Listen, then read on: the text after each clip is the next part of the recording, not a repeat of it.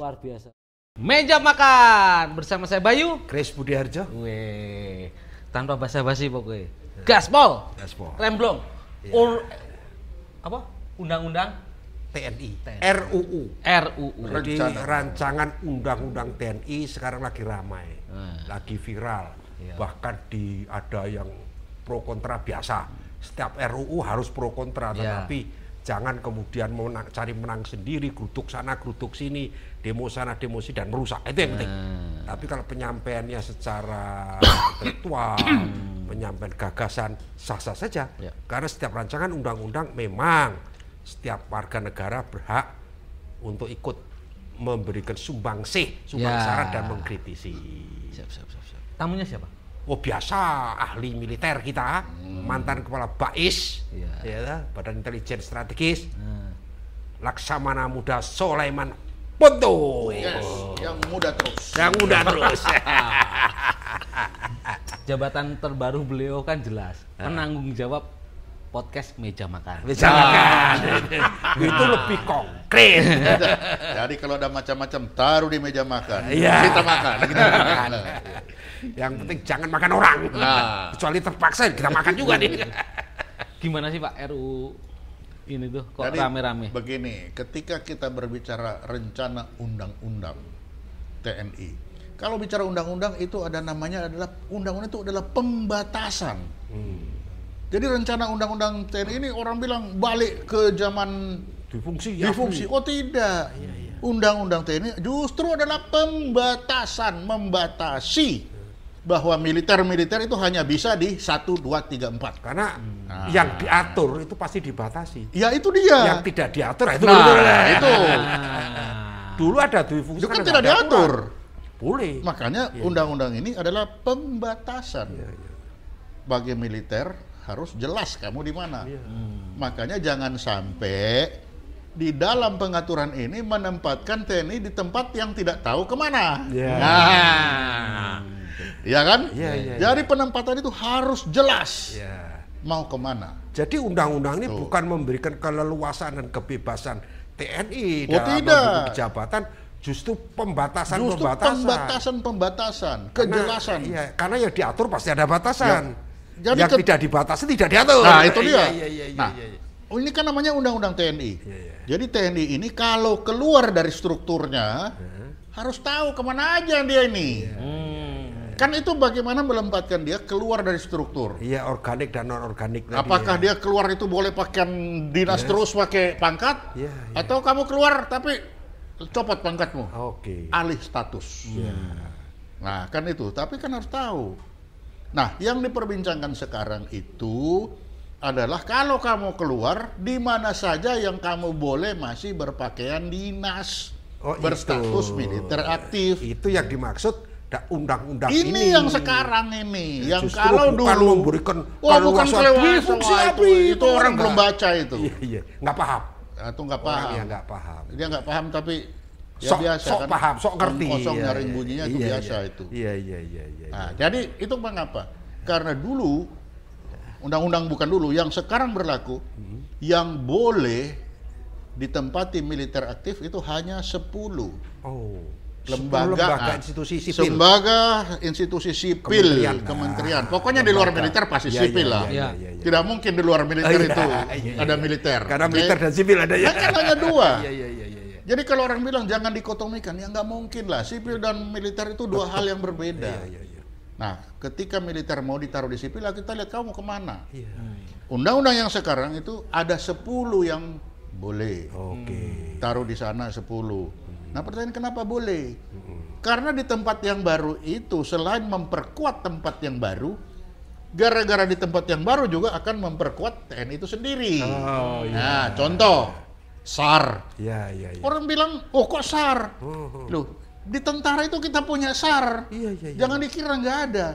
Makanya ketika kita menempatkan perwira atau anggota di Badan SAR Nasional, Badan SAR jadi kuat, kita juga kalau butuh SAR ini sudah otomatis kan. Jadi yang terkait ya. Jadi ada keterkaitan dengan tugas pokok. BIN, contoh, intelijen. Tentara punya intelijen. Taruh di BIN, Badan Intelijen. Badan Intelijen jadi kuat, kita juga jadi kuat karena ini juga bisa membackup bekerja sama, kepentingan TNI. Iya kan? Iya. Nah, itu yang begitu. Mahkamah Agung. Iya. Kenapa? Loh, kita punya hakim militer. Iya, masa nggak ada hakim agungnya? Iya kan? Nah, Iya. dia harus bekerja sama dengan hakim yang ada di Undang-Undang Dasar ini, kekuasaan kehakiman. Iya. Taruh di sini, ini bisa memperkuat ya, sama. Iya. Jadi ada keterkaitan. Kejaksaannya juga sama. Sama. Ada auditor militer. Makanya kita dulu belum ada jaksa. Sekarang ini dimasukkan. Oh, ini sekarang yang baru. Undang-undang lama nggak ada. Lama nggak ada militer. kejaksaan. Jadi dulu kan hanya 10 institusi. Iya, kurang kejaksaan. Makanya kejaksaan ditambahkan sekarang. Nah, itu Jampitmil. Iya. Kenapa Jampitmil? Nanti kalau ada tentara yang berkelahi bermasalah dengan sipil, siapa yang menjembatani? Jampitmil. Kita lihat kan banyak bermasalah tentara dengan sipil itu. Iya. Mulai sabung ayam, sabung orang, curi ayam, curi orang, kan curi barang, itu kan tentara. Makanya ada Jampitmil.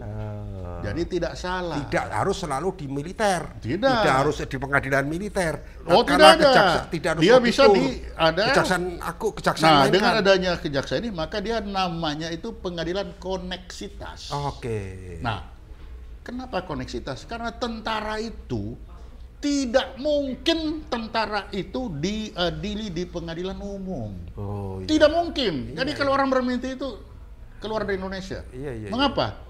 Karena Undang-Undang Dasar pasal 28 itu mengatur pengadilan di Indonesia itu ada 4. Peradilan umum, peradilan militer, peradilan agama, dan peradilan tata usaha negara. Nah, dari situ udah baca. Peradilan militer untuk siapa? Untuk orang-orang yang berstatus militer. Pengadilan umum untuk siapa? Untuk orang-orang yang berstatus sipil. Agama yang Islam dia pengadilan Islam. Tata usaha negara. Jadi sudah ada 4. Sehingga jangan berpikir tentara itu bisa diadili di peradilan umum, nggak bisa. Nah, tapi bukan tidak ada jalan. Kalau dia yang pelanggaran itu sipil dan militer bekerja sama, maka ada namanya pengadilan koneksitas. Nah, pengadilan koneksitas itu bisa diadili di peradilan umum, bisa diadili di peradilan militer. Nah, kapan di umum dan militer? Kalau di peradilan militer rugi banyak militer, peradilan militer. Rugi banyak sipil, peradilan umum. Lalu apa bedanya dengan peradilan umum dan peradilan koneksitas? Kalau peradilan umum itu hakimnya semua hakim sipil. Tapi kalau peradilan koneksitas di peradilan umum, hakim 3, 2 sipil, 1 militer. Gabungan hakimnya. Karena kalau kita baca peradilan umum sudah pasti untuk orang umum, hakimnya umum semua. Tapi peradilan koneksitas di peradilan umum, maka berubah hakim. Dari 3, 2 hakim sipil, 1 hakim militer. Nah, demikian juga kalau peradilan koneksitas di peradilan militer, maka akan ada 2 hakim militer, 1 hakim sipil. Jadi pengadilan yang terkait dengan koneksitas itu bisa di pengadilan militer. Bisa di pengadilan umum. Hanya nanti yang berubah hakim. Komposisi hakim ya? Komposisi hakim. Itu tergantung pelakunya banyak mana gitu ya? Bukan, kerugiannya banyak mana. Kalau yang dirugikan banyak sipil, ya di peradilan sipil. Kalau yang rugi banyak militer, ya di peradilan militer. Nah, itu siapa yang memutuskan pengadilan itu? Langsung Mahkamah Agung. Ya itu makanya contohnya tadi diperlukan Ketua Mahkamah Agung. Begitu di bawah penyidikan kan kelihatan. Siapa ini? Kalau di bawah itu sudah sepakat, dia ya udah selesai. Tapi kalau tidak sepakat, nah baru naik ke atas. Ditentukan Mahkamah Agung menentukan. Tapi jarang sekali. Biasanya di bawah itu penyidikan kan kita sudah tahu lah ini harus ke siapa yang pengadilan rugi mana banyak ya. ini, udah kasihan aja ini udah. Ya jarang sampai di atas. Jadi itu untuk memperlihatkan pada orang-orang jangan bermimpi militer aktif diadili di peradilan umum. Bukan kita tidak mau, militer bukan tidak mau, karena undang-undangnya begitu. Kalau suruh pilih militer, pilih mana kamu? Di peradilan militer atau peradilan umum? Oh ya, aku di peradilan umum aja lah. Lebih senang dia di peradilan umum. Nah itu. Kenapa? Nah, contoh. Kalau dia lagi, kamu sekarang berangkat ke Papua, kalau dia nggak mau, dia nyuri aja. Begitu nyuri dia diadili peradilan umum kan? Nggak berangkat dia ke Papua. Iya.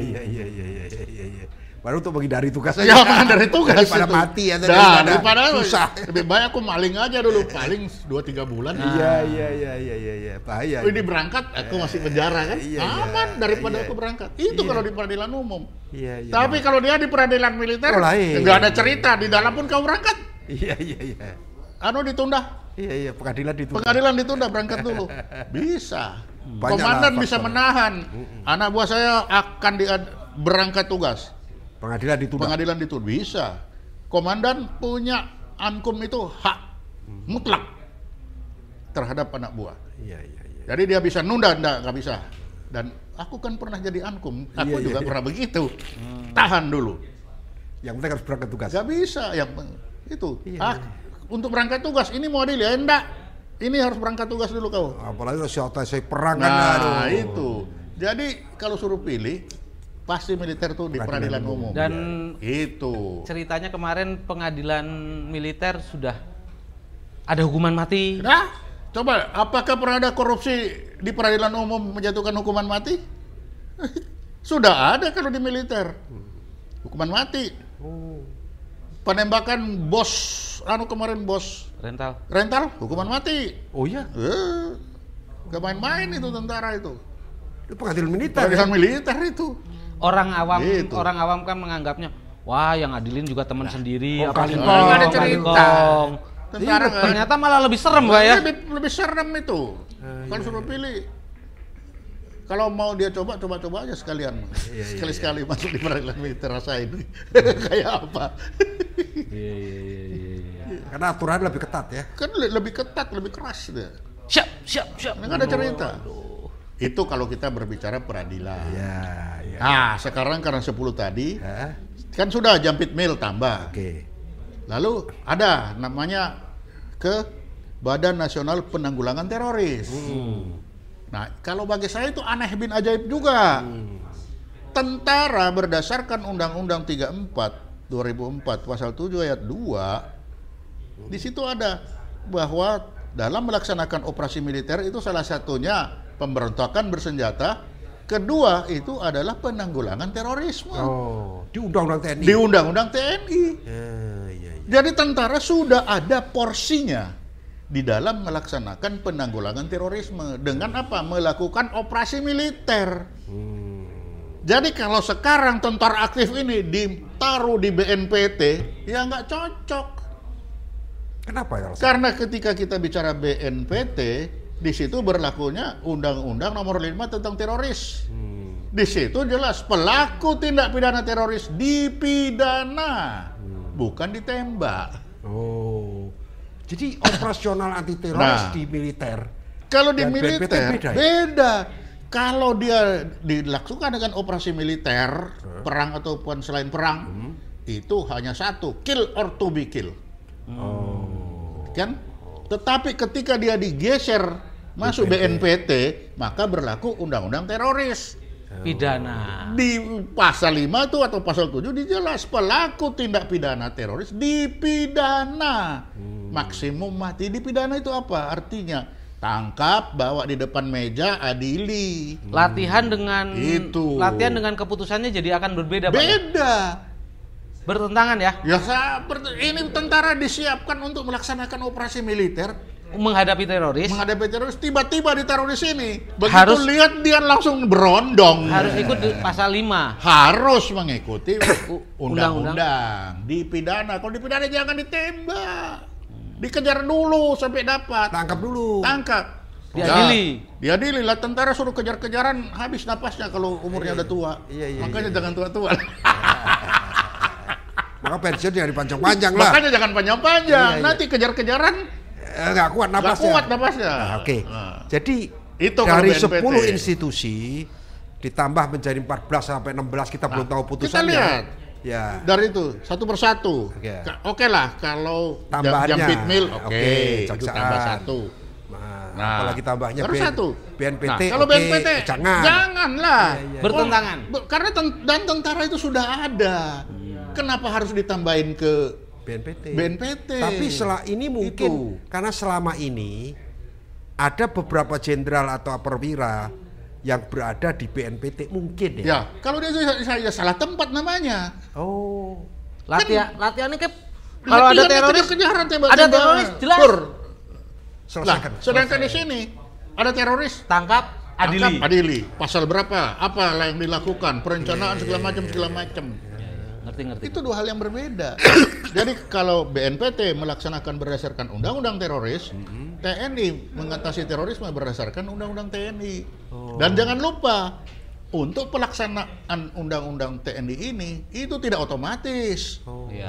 Harus ada kebijakan dan keputusan politik negara, baru dia bisa turunkan. Karena ini bunuh orang, ini tidak main-main. Oh, jadi menggerakkan institusi anti teroris di tentara itu harus ada kebijakan dan keputusan politik. Tapi membunuh boleh.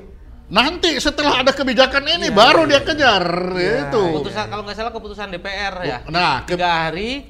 Jadi kalau undang-undangnya berbunyi berdasarkan kebijakan dan keputusan politik negara, baru kita lihat di penjelasan yang dimaksud dengan kebijakan dan keputusan politik negara adalah kebijakan yang diambil pada rapat-rapat dengar pendapat antara DPR dan pemerintah.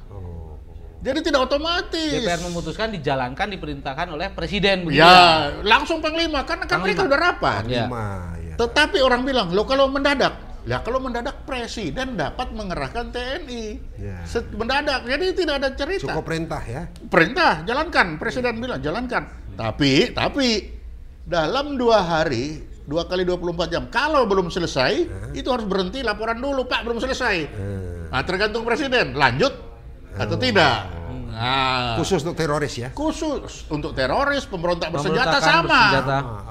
Itu 2 kali 24 jam, Pak ya? Ya, 2 kali 24 jam. Kenapa dibatasi cuma 2 kali 24 jam? Ya kalau kelamaan kita tidak ini jangan dia salah kontrol nanti. Ini kan bunuh orang loh, enggak main-main loh. Iya, jadi kembali pembatasan. Jadi undang-undang itu bukan memperluas, justru gerak TNI dibatasi betul. Dibatasi lah, Pak. Kita punya herder aja di rumah kita batasi. Kalau kita pakai kucing hanya pakai lidi. Dia punya kandang. Tapi coba herder. Rottweiler. Pelihara Rottweiler pakai lidi. Ada orang. Si katabes mati ya. Jadi harus kerangkengnya harus kuat. Pembatasan harus kuat. Jadi sebenarnya itu pembaruan undang-undang TNI sekarang ini itu juga jangan dilihat kebebasan TNI. Oh tidak. Pembatasan apa lagi yang akan dikasih ke TNI? Ya betul, apalagi karena ini kok sudah kelihatannya teroris. Ini kok sudah nggak benar ini. Kita jelasin pembatasannya. Udah, kamu nggak usah di situ. Ini sudah ada. Oke. Tuh. Mungkin maksud daripada diizinkan perwira aktif atau militer aktif di Badan Nasional Penanggulangan Terorisme untuk memperkuat institusi daripada itu bagaimana? Kalau memperkuat itu harus kompetensinya sama. Lah ini tukang tendang lalu, contohnya begini. Ini main bola voli, ini main bola kaki. Kalau memperkuat bola voli, ya kita harus kirim orang-orang yang jago voli. Iya. Atau olahraganya tangan lah minimal. Olahraga tangan. Lah ini orang olahraga kaki suruh main voli. Begitu bola ke sini ditendang sama dia nanti. Jadi nggak cocok lah kalau Badan Nasional Penanggulangan Terorisme itu diisi oleh militer aktif. Iya nggak cocok. Karena ini didesain untuk bunuh-bunuhan. Ini didesain. Tambahannya apa aja sih? Kejaksaan Agung, Mahkamah Agung. KKP. Nah, KKP udah di-drop.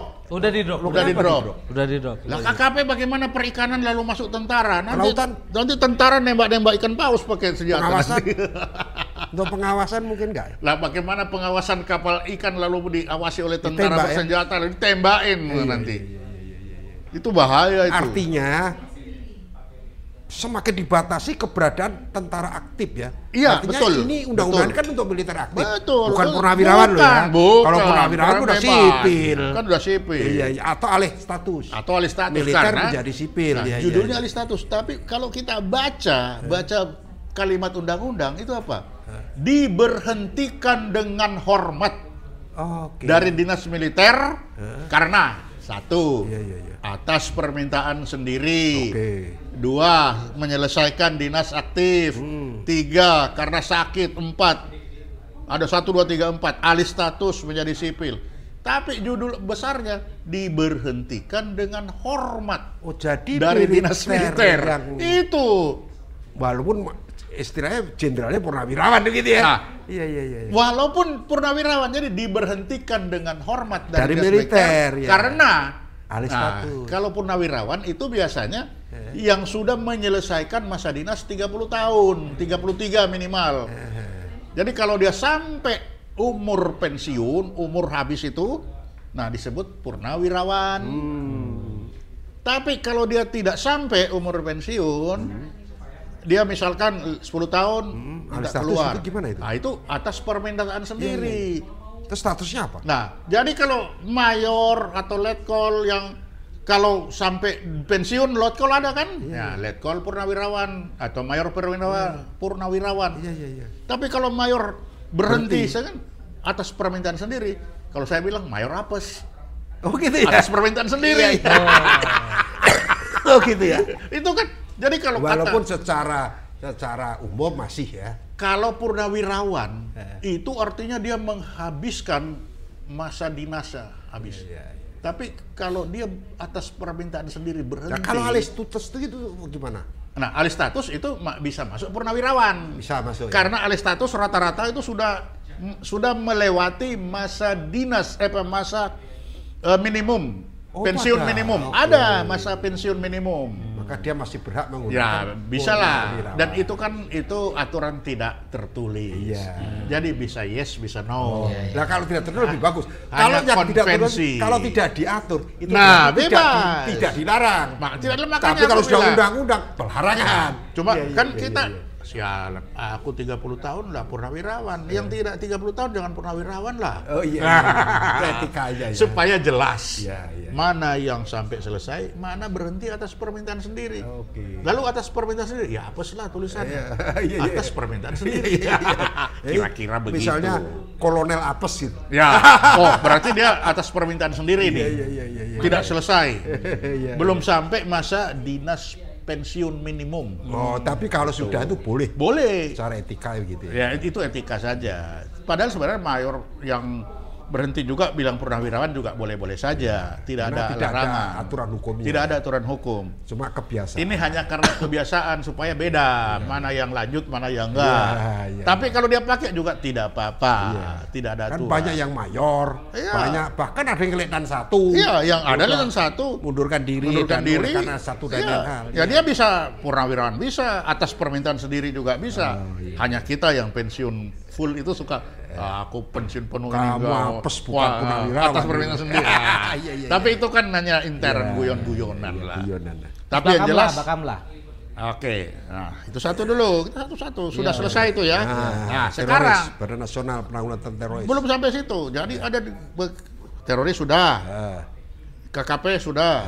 Nah sekarang ada lagi menempatkan militer di Badan Keamanan Laut kan? Badan Keamanan Laut. Ada. Dalam RU-nya ada. RU kan ada. Oke. Badan Keamanan Laut kalau itu ditaruh militer, maka akan ada 2 militer di laut. TNI Angkatan Laut dan Badan Keamanan Laut. Sama-sama militer. Nah, kalau sama-sama militer ini, mana yang harus dipilih? Iya. Tidak boleh ada 2 yang sama, militer sama-sama. Di sini bintang 4, sini bintang 3. Lah itu kalau ini 4 ini 3 ya ini gabung ke sini. Iya. Karena selama ini Bakamla itu kan bintang 3. Nah, bukan Bakamla selama ini isinya militer, tetapi dia berada di bawah undang-undang lain. Iya, dia di bawah Undang-Undang 32 2014 itu menterinya Menteri Kelautan dan Perikanan. Oh, jadi Bakamla itu berbasis berinduk bawah Undang-Undang 32 2014. Berarti Kementerian Perhubungan? Bukan, Perikanan. Oh malah? Iya, baru tahu kan? Iya. Nah, Undang-Undang 32 2014 itu Undang-Undang Kelautan yang menterinya adalah Menteri Kelautan dan Perikanan. Oh. Bakamla ada di bawah situ. Menurut undang-undang? Menurut undang-undang. Atau cantolan undang-undang Bakamla dari situ? Iya, Bakamla itu diatur oleh Undang-Undang 32 2014. di mana menterinya adalah Menteri Kelautan dan Perikanan. Sehingga otomatis Bakamla berada di Kementerian Kelautan dan Perikanan. Sipil, kan? Lalu kalau sekarang Kementerian dan Kelautan Perikanan itu tidak menerima militer, bagaimana Bakamla? Gimana Bakamla? Harus keluar kan? Kalau memang mau menempatkan itu, atau seluruh orang Bakamla ini alih status jadi sipil. Oh, jadi militer yang masuk ke situ harus alih status. Alih status. Hanya masalahnya setelah dia alih status di situ dengan kapal, lalu statusnya apa? Karena jangan lupa di dalam Kementerian Kelautan dan Perikanan ada lagi satuan laut namanya PSDKP, pengawas sumber daya kelautan dan perikanan. Apa hubungan sama Bakamla? Nah, yang kalau PSDKP kan juga di bawah menteri. Pengawasan. Dan dia berstatus penyidik. Lah sedangkan Bakamla tidak berstatus penyidik. Penyidik bukan? Nah, militer tidak. Terus apa statusnya? Nggak jelas. Oh gitu. Nah, jadi ada lembaga di Indonesia yang tidak jelas. Yang ada status tidak jelas. Tidak jelas. Nah, untuk memperjelas apa yang harus dilakukan? Khusus Bakamla. Supaya dia jelas, kembalikan ke Angkatan Laut. Jelas kan? Keamanan lautnya. Bakamlanya kembalikan aja ke Angkatan Laut. Nanti tugasnya dilaksanakan oleh Angkatan Laut. Ya kan? Tapi kan kenapa? ada mungkin pakai standar dunia yang apa itu namanya? Kuat-kuat apa? Coast Guard. Coast Guard dunia itu Coast Guard sudah kuno. Karena Coast Guard ini sudah diatur oleh Undang-Undang 66 2024 sudah diatur yang namanya pengawas pelayaran. Jadi sekarang di beda Indonesia lagi. Ada beda. Jadi di Indonesia sekarang kapal yang berlayar di permukaan laut dijaga oleh namanya pengawas pelayaran. Diatur Undang-Undang Nomor 6 2024. Itu di bawah Kementerian Kelautan dan di Kementerian Perhubungan. Itu kapal yang berlayar. Perhubungan itu yang pelayaran. Pengawas pelayaran. Lalu ikan yang berenang di air dijaga oleh pengawas perikanan, yaitu tadi PSDKP. Lalu kalau ada penyeludupan barang di atas kapal, dijaga siapa? Custom, bea cukai namanya. Itu barang. Kalau penyeludupan orang, siapa yang ngawasi? Imigrasi. Kalau di kapal ada maling, pembunuhan segala macam, siapa yang ngurusi? Polisi. Poler. Kalau ada yang datang bawa kapal perang tembak-menembak, siapa? Angkatan Laut. Jadi di laut sudah habis. Pertanyaannya Bakamla mau dikemana? Ya itu maksudnya. Ya kembalikan ke Angkatan Laut. Berarti dulu kan Bakor ya. Nah, kita lihat sejarahnya. Dulu namanya Bakor Kamla, Badan Koordinasi. Udah bener itu ya? Ya sudah bener. Sudah bener kan ini yang tadi itu kan harus dikoordinasikan. Misalkan tiba-tiba di kapal ada maling, siapa yang nangkap? Ini ada maling. Kita koordinasikan. Pak polisi ini ada maling. Tapi ini menarik, kita mesti bicara khusus tentang strategi pengamanan laut. Nah, di luar ini kita udah kembali ke laptop undang-undang TNI dulu. Nah, itu nanti. Jadi kalau kita berbicara itu koordinasi betul. Tapi tiba-tiba dia berubah menjadi Bakamla. Nah, di sini masalah timbul. Setelah dia jadi Bakamla, dia ini sipil atau militer? Kalau Bakor masih. Kalau Bakor terserah. Namanya koordinator boleh militer, boleh sipil, ya. Nggak ada masalah. Jadi ketika orang bilang, kenapa Mayor Teddy itu harus alih status? Kamu kenapa tanya Mayor Teddy yang baru terjadi sekarang ini yang katanya kalau tidak alih status? Bakamla sejak 2014 itu militer tapi di dalam kelautan perikanan tapi tidak alih status. Kenapa nggak ada yang ribut? Itu satu jumlahnya sekian banyak itu berapa ratus? Jenderal lagi. Jenderal isinya. 2017 coba cari di WA itu di YouTube. Aku bikin tulisan berhentikan dengan hormat semua atau Panglima TNI harus memberhentikan dengan hormat semua militer aktif yang ada di Bakamla. Karena ini sipil. Karena dia sipil. Bakamla institusi sipil. Institusi sipil masuk ke Kementerian Kelautan dan Perikanan yang sipil. Menurut aturan ini harus alih status. Tapi itu tidak dilakukan. Bayangkan sejak 2014 sampai sekarang. Mayor aja dimasalahkan. Tapi mayor yang baru dipermasalahkan. Itu yang aku bilang. Ketidakpahaman. Bagaimana orang-orang ini? Mayor yang baru kemarin dipermasalahkan. Tidak alih status. Lah Bakamla. Dan aku pernah membuat tulisan 2017, coba cari, masih ada. Ini loh tulis aku, kenapa nggak dilaksanakan? Berapa banyak ini? Tuh. Mau apa? Nah sekarang sudah jelas, Presiden sudah bilang, tidak ada lagi sipil militer di sipil. Panglima bilang, oke, kalau begitu bahkan sesegera mungkin alih status jadi sipil. Iya kan? Ini perintah Presiden, apalagi yang ditunggu. Nah, tiba-tiba baru Presiden perintah begitu, keluar di rancangan undang-undang bahwa militer boleh masuk ke Badan Keamanan Laut. Nah, ini aneh bin ajaib lagi. Badan Keamanan Laut ini diatur oleh undang-undang nomor berapa tentang Badan Keamanan Laut? Badan Keamanan Laut itu hanya perpres. Undang-undangnya undang-undang kelautan. Kalau memang mau bikin undang-undang sendiri. Lah, bikin undang-undang Bakamla terlebih dahulu. Setelah ada undang-undang Bakamla, baru tentara ini boleh enggak masuk ke sana. Kita lihat dulu. Bakamla yang dibentuk dengan undang-undang ini tugasnya apa? Tugasnya sipil kek atau apa? Yang jelas pasti sipil. Tidak boleh ada militer lain selain angkatan laut di laut. Kenapa? Undang-undang dasar kita bilang apa? Presiden memegang kekuasaan tertinggi terhadap apa? Angkatan darat, angkatan laut, angkatan udara.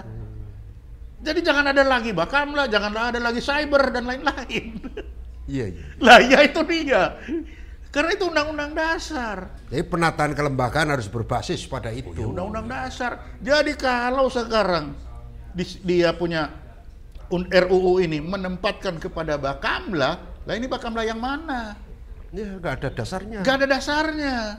Jadi mestinya, jadi artinya dari RUU yang diajukan ini kan ada 16 atau berapa itu ya? Jadi dari 15 itu semua jelas ada institusinya, kecuali Bakamla yang tidak ada institusi yang diatur oleh undang-undang.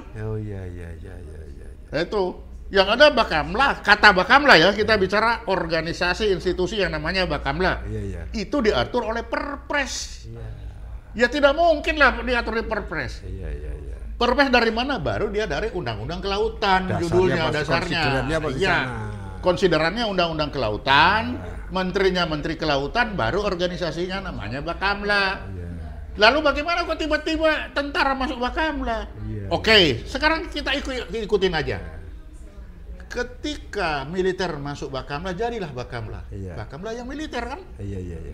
Setelah Bakamla militer, kita tanya, Bong, tugasmu apa? Kalau militer, operasi militer kan pasti. Diatur enggak sama undang-undang Bakamla operasi militer kau? Tidak mungkin operasi militer diatur lagi sama undang-undang Bakamla kan? Nah, jadi kalau sudah begini, ya kalau begitu kau masuk aja kembali lagi ke pangkuan Ibu Pertiwi itu. Undang-undangnya sudah sama, ini sama, semua sama. Ya angkatan laut aja. Ya balik laut lagi. Ya ini mungkin kebablasan Ini dari Bakor. Kalau Bakor dulu asik, asik. Keren. Jadi itu namanya kembalinya anak yang hilang. Itu ceritanya. Bakor sudah bagus, Bakor sudah tiba-tiba bagus. dimandirikan seolah-olah mandiri ya. Seolah mandiri. Ada lembaga institusi baru nih. Tapi justru ketika dalam kemandirian mengecilkan ini, justru. Dia kebingungan. Dasarnya. Saya mau kemana? Mau ke sipil apa mau ke militer? Dan itu sejak 2014 sampai hari ini. Bayangin, nggak ada yang aware. 2017 satu-satunya aku yang bikin tulisan, cari itu masih ada. Tapi nggak didengar kan? Tiba-tiba Mayor Teddy naik pangkat, ribut semua. Ini gimana? Satu mayor biarin aja, satu aja kok. Tapi Bakamla segitu nggak ada pengaruh lah. Apa pengaruh terhadap kenaikan pangkat? Sampai ada yang bilang harus segera mengundurkan diri. Lah Bapak ini mayor aja suruh mengundurkan diri. Itu Laksamana bintang 3 kenapa nggak suruh mengundurkan diri? Ayo. Kenapa? Ada apa? Jadi jangan, nah ini berlaku karena Mayor Teddy populer. Makanya berlakulah kata nenek moyang. Gajah di kuman di seberang laut sangat terlihat. Tapi gajah di pemelutup mata tak terlihat. Lah Bakamla yang segitu gede sejak 2014 nggak ada yang lihat. Lah Mayor Teddy hanya anak sekilian kecil itu ribut se-Indonesia. Sampai aku lihat di YouTube ada yang ini rusak Indonesia. Wow. Tapi dia tidak melihat keberadaan Bakamla ini yang sudah merusak nama Indonesia ke dunia internasional. Kenapa? Karena ini saya bingung. Ini yang Coast Guard yang mana? Bakamla apa? Karena apa? Lihat di kapal Bakamla, ditulis Badan Keamanan Laut Bakamla, tapi di sebelahnya Indonesian Sea and Coast Guard. Iya. Lah kamu itu, saya aja kalau nama Ali, dari mana sih? KTP Ponto, itu nama palsu. Sama Bakamla. Undang-undangnya, perpresnya bilang apa? Bakamla. Kenapa kapalnya ditulis Sea and Coast Guard? Nama palsu. Iya. Pembodohan publik. Iya. Ke luar negeri bilang, sayalah ada Coast Guard. Kamu jangan kira orang luar negeri tidak tahu. Kalau berbicara Coast Guard, maka undang-undangnya adalah Undang-Undang 17 2008. Dari mana tahu? Baca penjelasannya.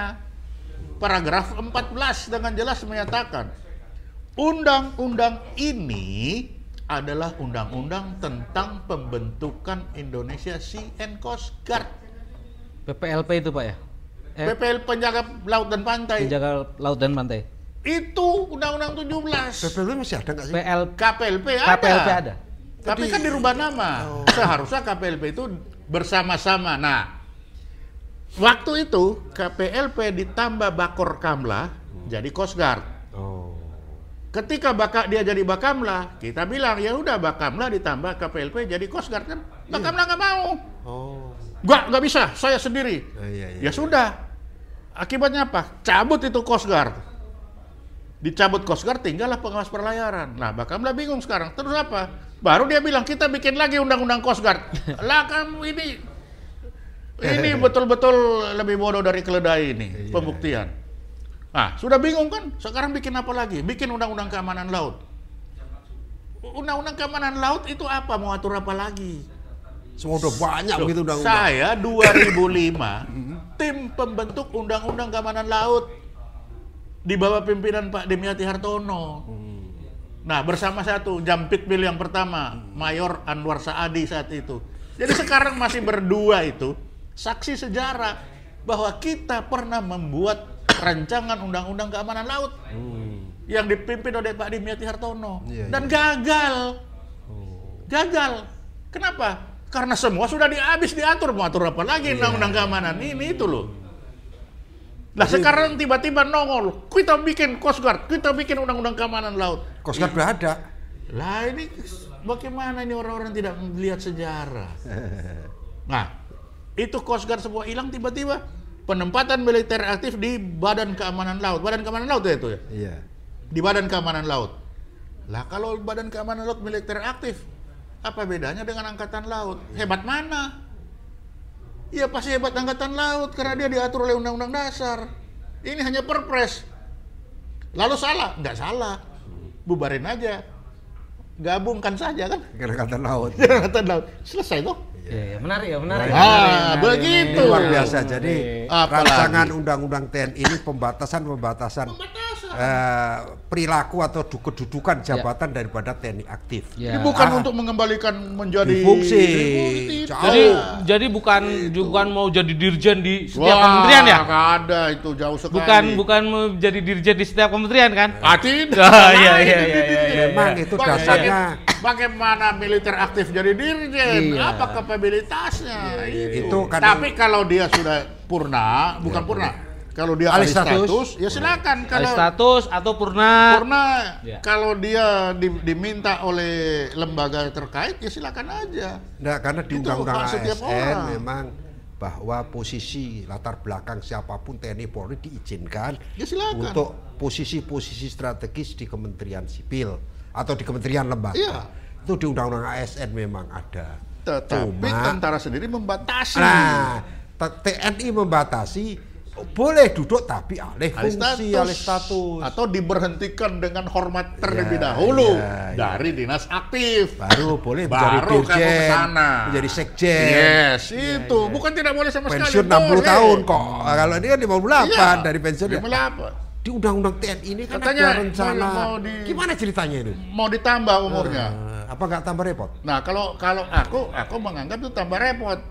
Tentara nanti ke situ udah sakit-sakitan ini segala macam. Sebenarnya usia 58 itu udah ideal. Kalau menurut aku sudah ideal. Ideal ya.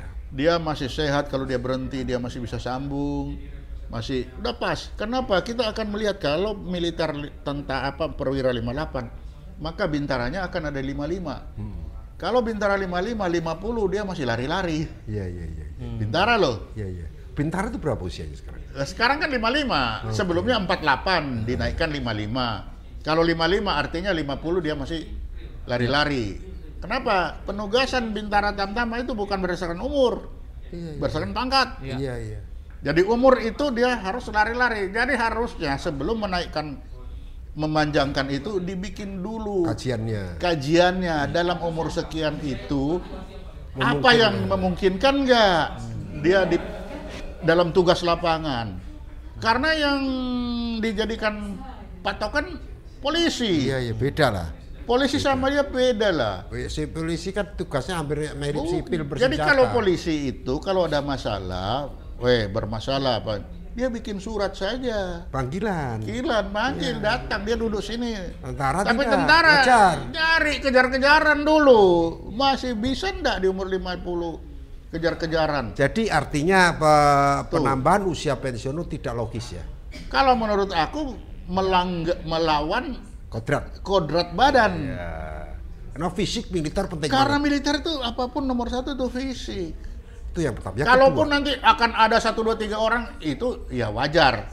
Tetapi jangan sampai kecil-kecil ini langsung mengalahkan yang besar, yang banyak. Nah kemudian begini. Itu.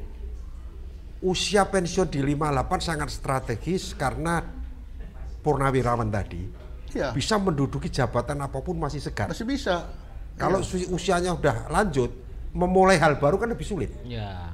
Itu dia. Itu harus dipertimbangkan juga kan. Sebenarnya kan itu makanya ketika kita berbicara umur, itu jangan tiba hari tiba akal. Bikinlah percobaan dulu. Iya. Waktu dari 48 sampai naik 55, itu kita bikin percobaan marinir khususnya. Jadi marinir di umur 50 masih tetap suruh, kalau dia pensiun 48 ya, kalau kurang 5, ambil umur kurang 5. Artinya 43 dia masih lari-lari kan? Iya. Ya karena kita ambil 5 ke belakang, karena dia bintara. Nah kalau dia begitu 55, mundur 50, lari kau 50. Iya. Habis lari ya masuk rumah sakit semua. Ya memang jadi perlu jadi jangan menganggap nanti akan terjadi apa? Ada bintara tua, ada bintara muda.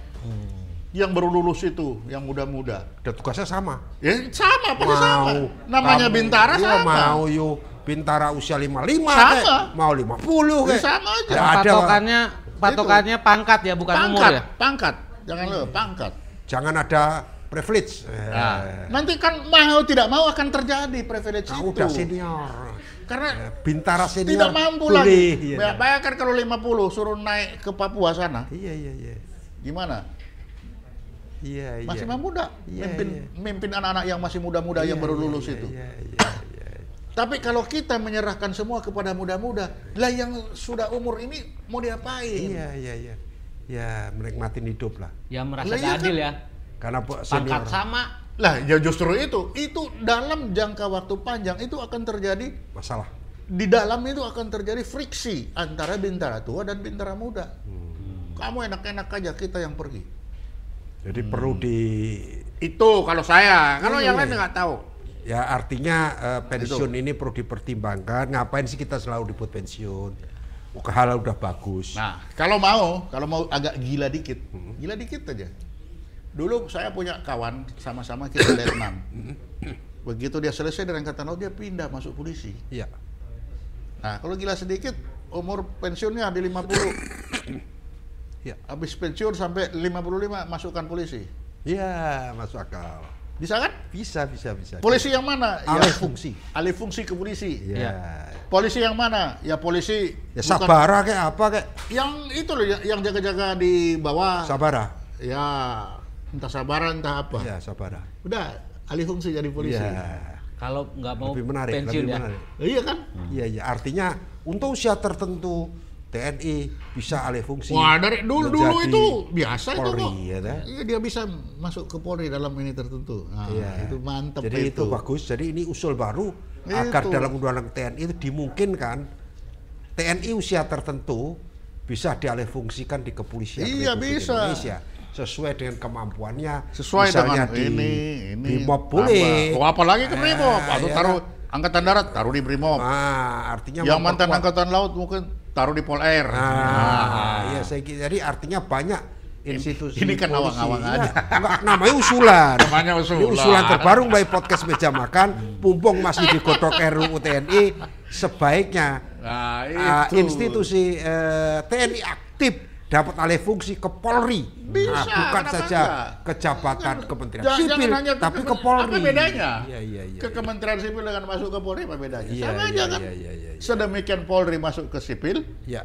tentara masuk ke Polri. Iya, Enak kan itu perputarannya? bagus. Untuk usia tertentu ya. Lebih Dan harmonis usia lah ya. tertentu. Lebih harmonis. Lebih harmonis Itu. ya. Oke. Sehingga kalau berkelahi itu, Pak, tolong itu sana. Oh iya. Tentara ex-tentara ini Ex-tentara ini yang suruh. Wah, itu di brigade mobil Brimob. Oh iya, Sabara bisa. Lalu lintas atau mana kan bisa aja. Iya, Yang mantan-mantan pom itu kan juga penyidik. Tahu dia, taruh CPM bisa. itu kan Betul. bisa. Jadi ini ide Keuangan baru. Kalau bisa. di teroris tidak perlu, teroris kita drop. Terus Tetapi drop aja. Masuklah TNI Kepolisian Republik Indonesia. Ini jamin. Itu Ini ide baru. alih gagasan status baru. itu namanya. Itu menjadi utama, nanti sampaikan bahwa mungkinkah TNI Dari alih tentara- fungsi ke dari Polri. polisi. Ini menjadi tema utama. Itu. Pembincang-bincang. Tapi yang jelas untuk kali ini BNPT itu Nggak drop usah lah. aja. Di BNPT di Nggak drop. usah. Kemudian Bakamla. Lalu di Bakamla drop. kembalilah ke Ya. Angkatan Laut, anak yang Tapi hilang. yang tepat sebenarnya Itu. justru diizinkan Itu. untuk alih fungsi ke Nah, polisian. yang terakhir ya izinkanlah tentara ini jadi polisi. Iya, untuk usia tertentu. Selalu ada Yes. ide baru, selalu ada keributan, selalu ada Pak. Kalau udah Pak Punto sama Itu Pak dia. Kris, ya daripada lebih panjang lagi, sampai berjumpa di meja makan selanjutnya. Terima kasih.